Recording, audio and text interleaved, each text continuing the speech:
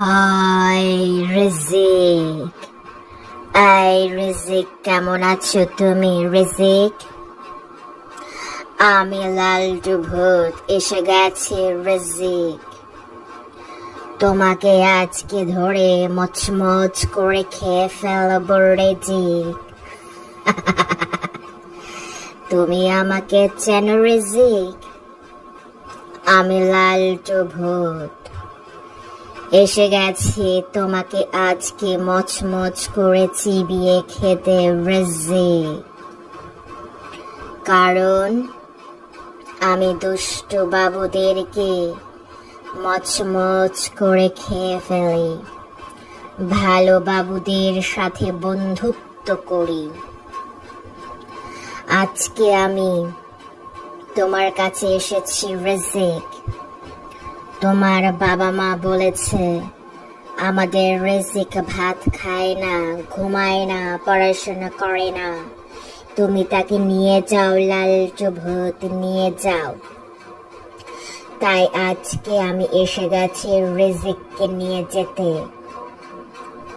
এই রিজিক, তুমি রেডি থাকো।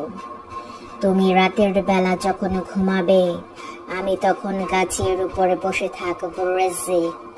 তারপর চুপ করে তোমাকে নিয়ে চলে যাব লালটু ভূতের রাজ্যে রিজিক।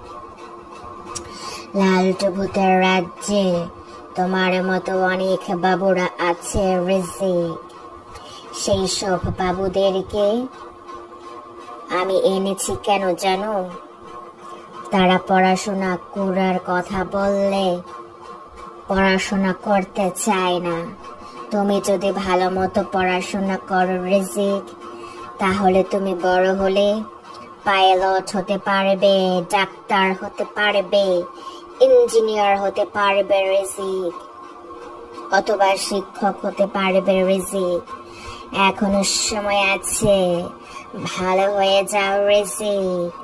আর দুষ্টু দুষ্টু কথা বলো না রিজিক।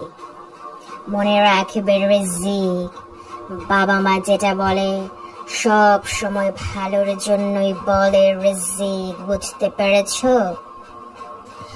বাবা মা ছাড়া এই দুনিয়াতে আপনার কেউ নেই রিজিক। বেশি বেশি পড়াশোনা করে বড় হয়ে মানুষের মতো মানুষ হয়ে বাবা মার পাশে সর্বদা থাকবে রিজিক। মানুষের সেবা করবে রিজিক, তাহলে মানুষ অনেক ভালোবাসবে। আর আমি লালটু ভূত তখন তোমার বন্ধু হয়ে যাব রিজিক। আমার কথা মনে রাখবে রিজিক।